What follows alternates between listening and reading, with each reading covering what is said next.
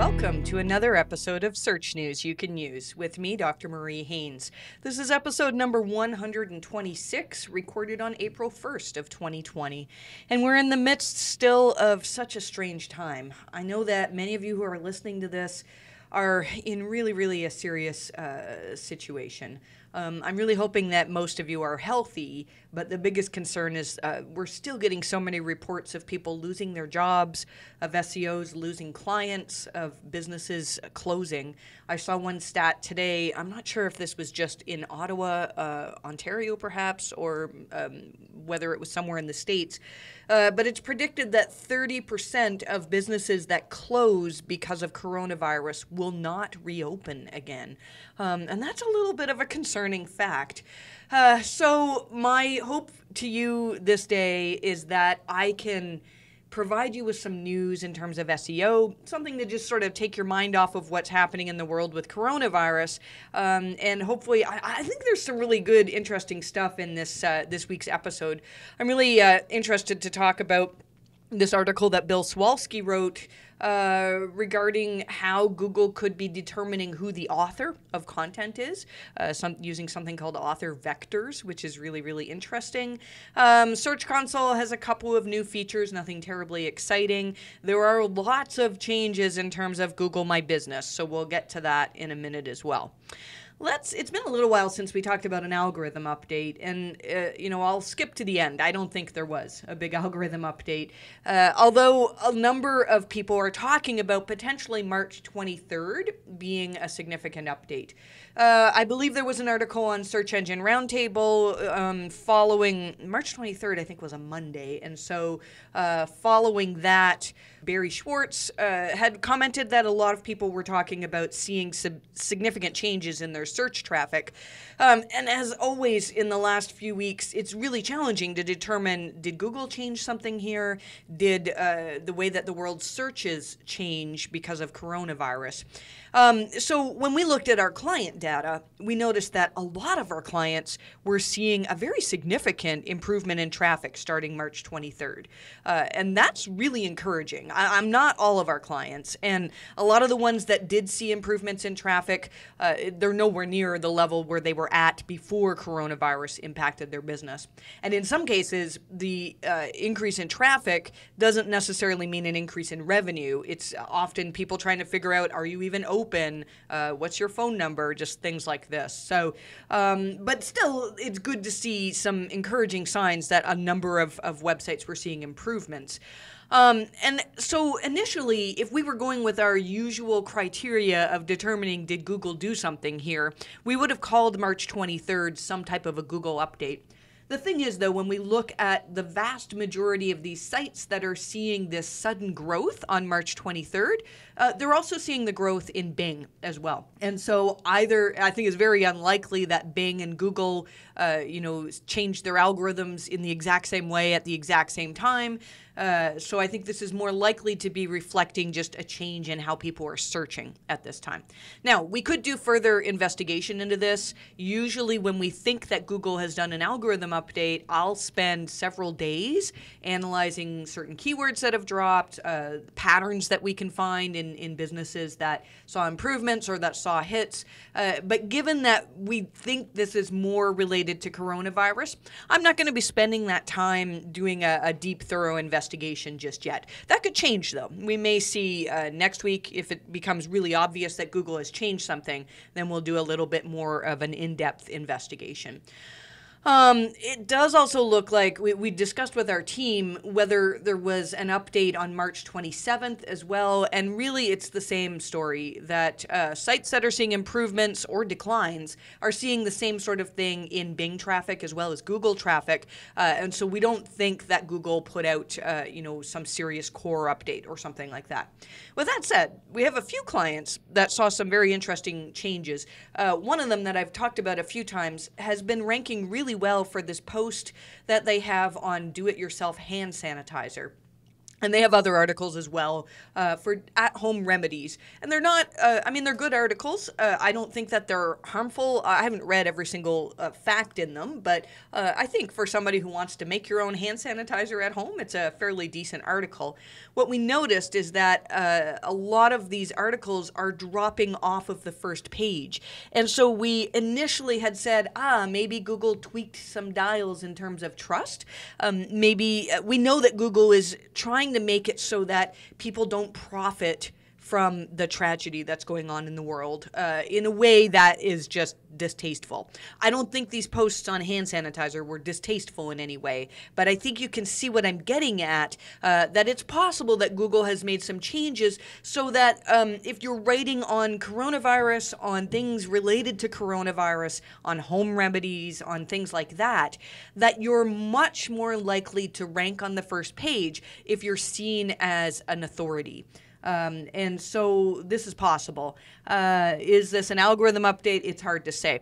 If you had content, especially health content, that was ranking really, really well, that saw sudden declines over this last week, especially if it was March 23rd or March 27th. I'd love for you to reach out to me on Twitter, Marie_Haynes, Haynes. And you can let me know about that because I'll do some more investigation. I really think, though, that this also could just be a change in the way that people search.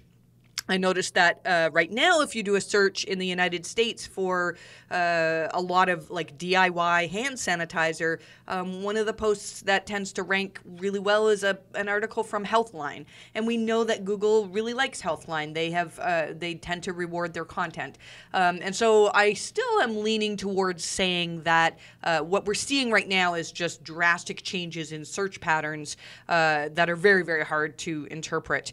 We did run the same Twitter poll that we've run for 3 weeks now. And what I wanted to know was whether people's traffic week over week had improved because of what's going on in the world or declined or stayed the same. It was really encouraging to see that this week, 23% of the people, there were 300 and some people who responded, had actually said that their traffic was improving as compared to the previous week. Now, again, I mean, that doesn't necessarily mean everybody is making tons of money and as profitable as you want to be, but it's good to see some improvement. Last week, there were only 15% that said that they had seen improvement, and the week before that, it was 13%. I did have fewer responses to this poll, but there were some that were interesting. Let's see. Alex Mungo said clients in the house improvement niche, including gardening and security, are attracting a lot more traffic.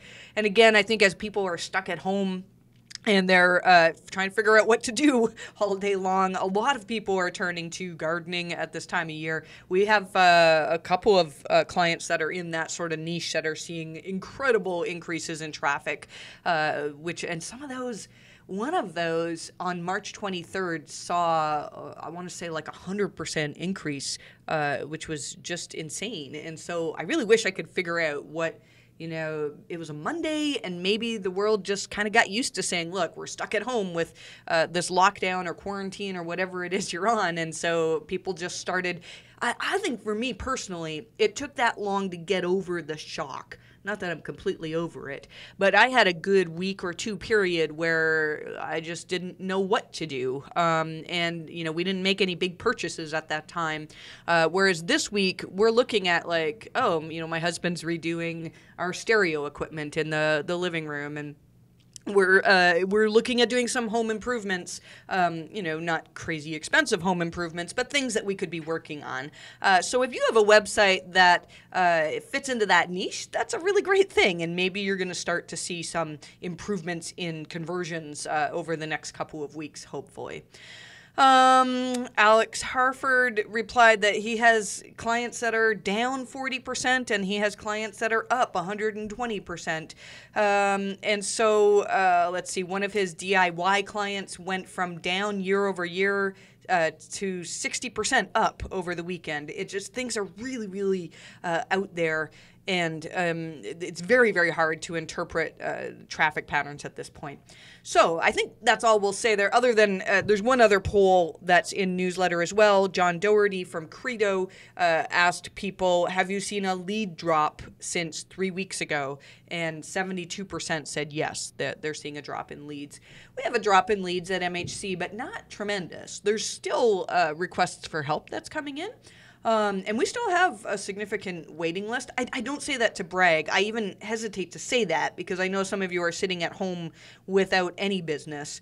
I think the reason why we're doing relatively okay is we actually had a significant waiting list. And so this period of a bit of a downturn will help us to get caught up with our waiting list and implement some things that we've been trying to do for quite some time. So, it's not business as usual, but business continues. And so I think for me personally, one of the hardest things to deal with is not knowing what to do.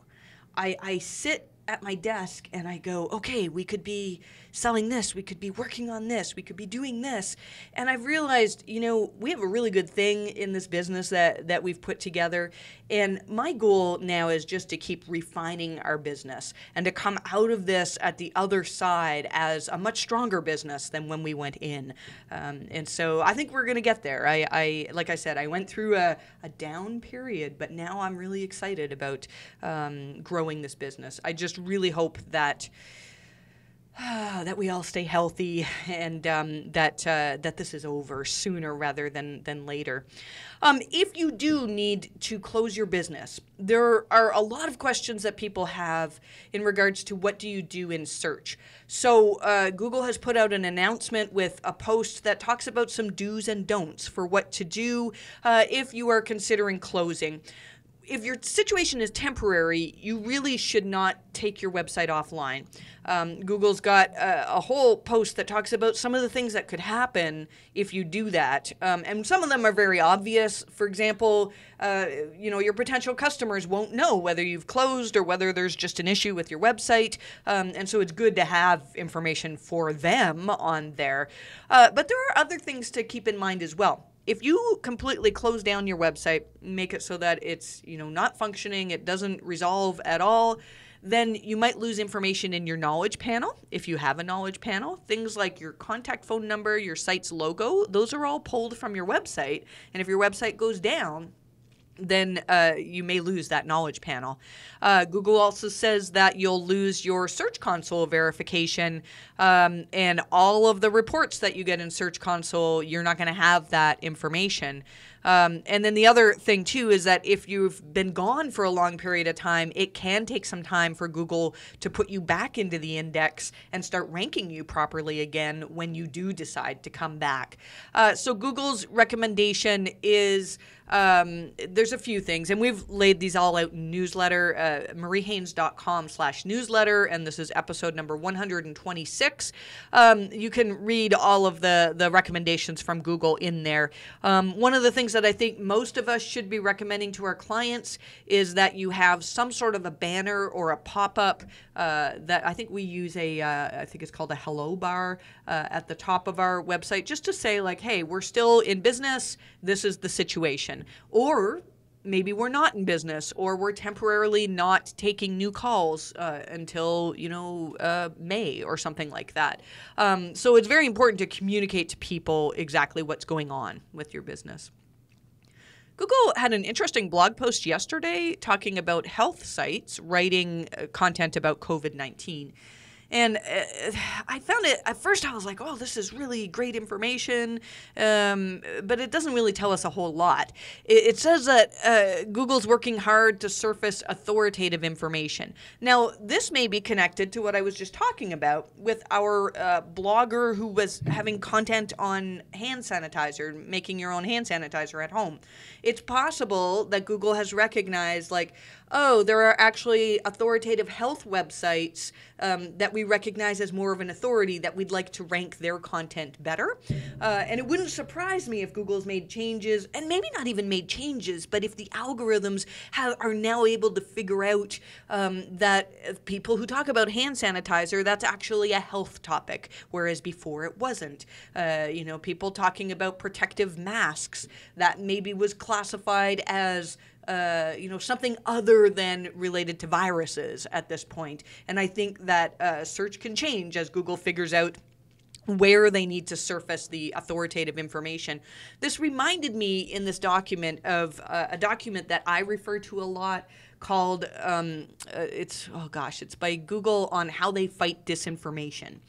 And in it, they have a line that basically says, let's see if we can find it here. Well, it basically says that they do all they can to, here it is, elevate authoritative content from trusted sources.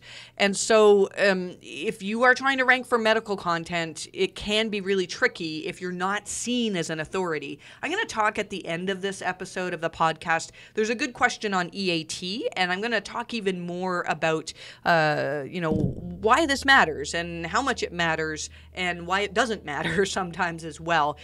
In terms of this health announcement that Google made, they announced that there's a technical support group for sites that are writing about coronavirus information. And at first I was really excited about that. I thought, well, the more information we can get from Google on what they value in terms of quality, especially in regards to health content, the better. But it turns out, the way I understand it, it looks like this is only for government and official like .org domains. And so if you're just a blogger with a website, or a business with a website that is not seen as like one of the leading authorities, you can't qualify for this technical support group. If any of you are in this support group and want to kind of give me some information on what you're finding in there, I'd love to hear from you. I think it could be very interesting. Let's move away from non-coronavirus, move away to non-coronavirus news. Glenn Gabe reported that Chrome 81 will be released the week of April 7th. This is a later release because they paused things because of what's going on in the world. Glenn has a really good post now that talks about some of the changes that are going to happen, and I really liked where he talked about using Chrome Canary build, where you can is basically a future version of what the next version of Chrome is going to look like, and you can test your site in this Canary build. And so I think that's really interesting. And if you're worried that potentially your site is going to have issues with the new, like if you're using some weird type of JavaScript, or one of the things with Chrome 81 is going to be that if you have images that come from non-HTTPS sites, that those images are not going to load. And so that's the type of thing that you might want to be testing in the Chrome Canary build. So that might be useful to some of you. Search Console made some announcements that there are some new features, although they're nothing terribly exciting. One of them is you can now choose which types of emails you want to get. Personally, I like to get all of the emails from Search Console. The thing is, though, if you have many clients, I know when Google gives you this, like, how your site performed in search, it's like a monthly email that you get, and we have hundreds of sites that were on Webmaster Tools. Oh my gosh, I said Webmaster Tools on Search Console. Gosh, it's been like 4, maybe 5 years since it was Webmaster Tools. I must have other things on my mind right now. And I lost my train of thought there. I think you know what I'm saying. If I have a lot of clients, I don't necessarily want to be getting every single email that Search Console sends out. Although I do want to get the ones that are important from Search Console. The other thing that I think some of you will like is we now have the ability to turn off seeing our search performance in the search results. So, for example, right now, if I do a search for something like EAT and SEO, the results that I'm going to get are going to tell me, oh, you currently rank, number whatever for this query. And I'm sure we've all seen it. The thing is, it makes it sometimes hard to do screenshots. I mean, you could still go into incognito or into a browser that you're not signed into. But maybe you want to be seeing the results without those at the top. So you can now choose to turn that off if you want to. There was an interesting question on Twitter by somebody was asking John Mueller about a particular website that was really having trouble getting indexed. Now, we've been talking since December about some sites having issues getting indexed, and John Mueller keeps saying, no, Google's not having issues here. So when I first read this, I thought, oh, this is probably like a lower quality site that thinks that they're higher quality, and Google just doesn't want to index their content because they're lower quality. It turns out this is actually a well-recognizable site, and John Mueller took a look at it, and he said, this is from Twitter, we can't fetch your robots.txt file, so we can't crawl. In a browser, the robots.txt file returns HTTP 950, which is not something we could process. So I actually had to look up what a 950 status code is. Kudos to you if you know what it is. If you know what it is and don't have to look it up, I'm very impressed. 950 status code, it says it's returned if an error occurs in the interpretation of an administrative request of the client. I don't even know what they're talking about there, but the point is the robots.txt file was returning a status code that Google could not use. And a couple of years ago, Gary Ish told us, he actually tweeted, did you know that if Googlebot can't access the robots.txt file due to a server error, it'll stop crawling the site altogether? I did not know that. Now, there are lots of sites that do not have a robots.txt file, and Google can still do that. I think the issue is if you have one but it's not accessible by Google, then they can stop crawling the rest of your site. So if you've really been having issues with getting your content indexed, that might be something you want to look at. We use a plugin. It's a Chrome extension, which is the Ayima, A-Y-I-M-A redirect path. And you can see for every page that you're on, you can see what the status code is and whether you've been redirected from another page to get there. So I would recommend using that if you're trying to sort out status codes. Let's talk about this article here on Google potentially using author vectors to determine who wrote your content. It was a great article by Bill Sawalski. I believe it was on Search Engine Journal, talking about this patent. Now, I have to give the usual disclaimer that I give every time we talk about patents. Just because Google has a patent doesn't necessarily mean that they're using it. But some of this stuff really makes sense to me. Bill starts talking about how in the article, you can determine, if you think of authors that are well known throughout history, and one of the examples was Shakespeare, there's actually some controversy over whether Shakespeare actually wrote all of the stuff that's attributed to Shakespeare. And the reason why there's controversy is that people can analyze and see that the phrasing is different. There are techniques in writing in some of the works that are attributed to Shakespeare that he doesn't use in his other works. And so I think what Bill is trying to say here is that what this patent is saying is that Google now has the ability to look at things like phrasing patterns and other things, and they actually can use neural networks to determine how to find out which authors authored which content. Now, I could be partly wrong on this, and I feel like there's people already crafting tweets at me saying, no, Google doesn't use authorship. Bill's actually talked about that in the article, about how there was a quote from, let's see if we can find it here. A couple of years ago, apparently Google told us, we don't use authorship markup anymore. We are too smart. And this patent could actually potentially explain why Google does not need to use the markup that, remember, we all linked to our Google Plus profile, and then we all, for a period of time, had our pictures in the search results next to articles that we'd written. And so this sort of gives us a hint as to how Google can determine whether content is actually authored by a particular author. That said, Danny Sullivan, a while back, not that long ago, actually told us that Google doesn't look at exactly who authored which piece of content. So what are we talking about here? Am I contradicting myself? I think we had a really good discussion with our team on this, that, and this is, I'll warn you, is a whole lot of theory here. I think it's possible yes, that Google still could say, like, I'll use myself as an example, because I think I have some level of authority or recognition in the SEO world. Google can probably determine that I tend to write in maybe a passive voice, and that I tend to use this type of cadence in my phrasing, and who knows what types of patterns they can determine. So let's say that somebody's just deciding to write a new SEO blog, and they want to make it look like I'm working for them. And so they write a post and they say, this is authored by Marie Haynes. But Google can tell, like, wait a second, this is written differently than Marie usually writes.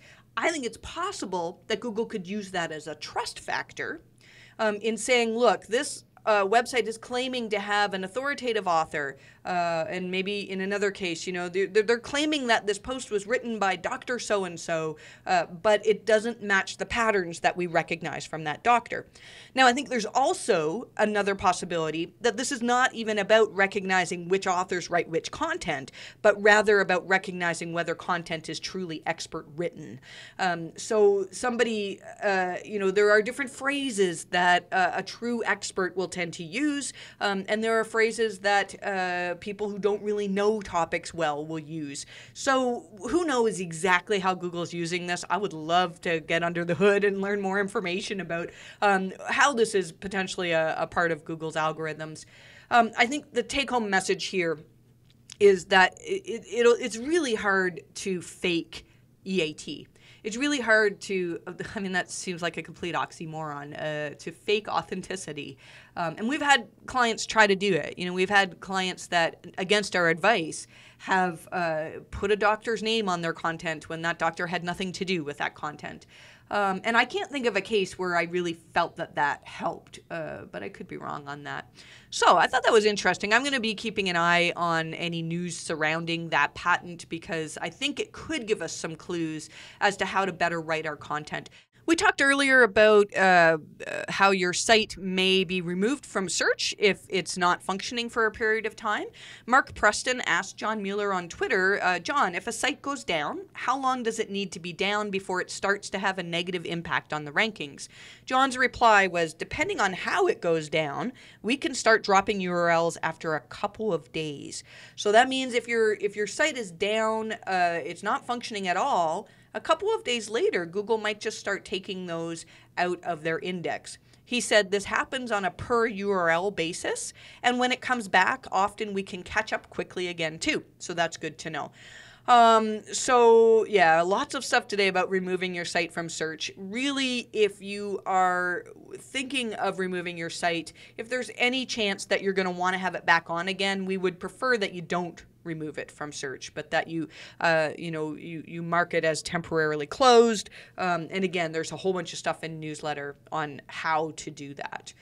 I thought this was interesting, something that Bill Hartzer tweeted, thinking of renewing a few domain names. I know myself, I've got a list of about 6 domain names right now that I'm trying to decide, am I going to actually renew these? I've been renewing some of these for a long, long time. And I keep thinking that one day I'm going to have time to work on this side project, but really, I know that's not going to happen. So what Bill said is there's a site called Name Liquidate, nameliquidate.com. It's a reverse auction that you can just sell them rather than letting them go. So who knows? If you have a bunch of domain names that you're going to let go, you might be able to make a little bit of cash from those selling them on that website. This is interesting about Amazon, and I haven't seen very many people talking about this. Apparently in India, Amazon has emailed all of their associates, which are, if I'm correct on this, are the Amazon affiliates, to ask them to no longer send traffic to Amazon. There was a screenshot from Ross Wynn, where, let's see here, this is a screenshot from his Amazon affiliate panel, and it says, to serve customers' most urgent needs while also ensuring safety of our associates, we are prioritizing all our resources to serve products that are currently high priority for customers. Other products are temporarily unavailable for purchase. Hence, we ask you to stop all Amazon India promotions and not direct any traffic to Amazon India till further notice. Any form of customer incentivization provided by you for purchases on Amazon India should also be paused during this time. I don't know how many websites will do that. I mean, if my whole revenue, if my main source of money was from my affiliate site, I'm probably not going to take the time required so that all of my links that used to go to Amazon now go to some page that says, sorry, we can't send you to Amazon anymore. It seems like a lot of work for, for websites that are probably struggling already. This is obviously related to the very serious situation in India, and people in India, I believe, are on complete lockdown where they're not allowed to go out to buy anything.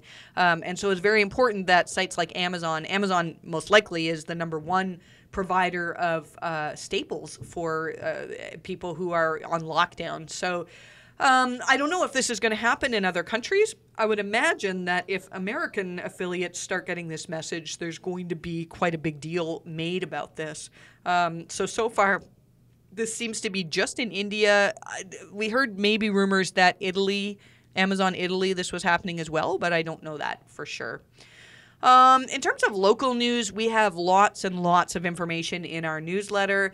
There's lots in newsletter about the changes to Google My Business. So now Google My Business has a temporarily closed button that you can use. So if you're kind of confused about all these, like what status code to use and all that, at least you can pause your GMB listing to show that it's temporarily closed. It used to be that if you marked your business as temporarily closed, you would disappear from the maps rankings, and this is no longer the case apparently now. So you can mark your business as temporarily closed, and it should not impact your ability to rank once you start opening again. There are new options for takeout and delivery. There's new categories that you can use in Google My Business. Let's see. And this is interesting. We mentioned last week that it looks like new reviews are not being published on Google My Business. What seems to be happening is that they're in a queue, and once the panic phase is over with coronavirus, then these reviews should apparently be released. I don't know how they're going to do that because people who are, I bet you a lot of people are leaving reviews saying like, your business is awful, I give you 1 star because you were closed when I went to buy toilet paper. Like, I don't know how they're going to deal with all this stuff. So we'll keep on top of that for you. And again, we have more in newsletter on that. I wanted to end with a very interesting question about EAT.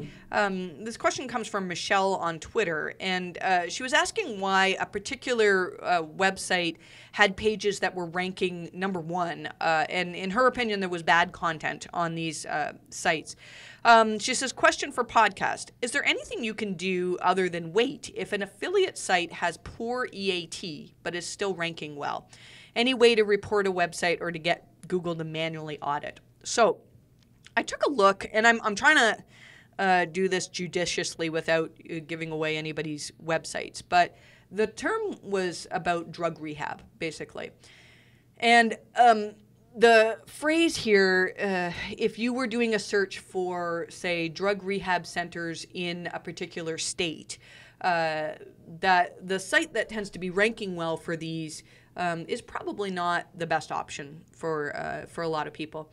Now, Michelle, I sort of creeped you on LinkedIn and found the business that you're working for, and it seems that, now I could be wrong on this, but that you're one particular drug rehab place. Whereas the sites that are ranking really well are affiliate sites that say, look, if you're looking for drug rehab in this particular state or city, here are a bunch of different places where you can get help. And you can see why, I mean, I can see part of your point. I can see why people would much rather go to your website because you're the actual business. You're not just, somebody with an affiliate website. You guys are the actual experts. The thing is, though, that EAT is not like a switch that's on or off. It's not like Google says, there's this element on this page that is making us not trust this page, so it's never going to rank again. EAT is such a collection of signals that, we see in the quality raters guidelines that that's how Google trains humans to determine whether a website is authoritative, if it's trustworthy, if it's qualified to rank for the topics that they're ranked for. But Google has so many algorithms that incorporate EAT, and there's just so much more to ranking than just, all right, you're lacking one signal, so we're never going to rank you again. Now, this could be true, I think, and this is my theory. In some cases, like let's say you're a website that talks about alternative treatments for cancer, and the entire focus of your website is talking about things that go against general scientific consensus, and you don't really have a ton of authority to talk on this. I do think it's possible where Google could say, look, there are such serious EAT issues on this site that we're going to demote it for any YMYL queries. That does happen. But when we look at this site that you showed me that is ranking really well, and it's an affiliate website, they actually do have some components of EAT. I looked up the author's name. So on their About page, they have two different authors. And these authors, they're known as experts online, at least. At least one of them is. I looked up one of the authors on Google News. And there were over 6,000 mentions of this person's name. And many of them in authoritative websites that were talking about drug rehab and things in that sort of nature. So even if this person is not actively working in the drug rehab field and is just writing about rehab topics, they could still be seen as an expert. And so I think that counts for a lot. And so that's something very, very important.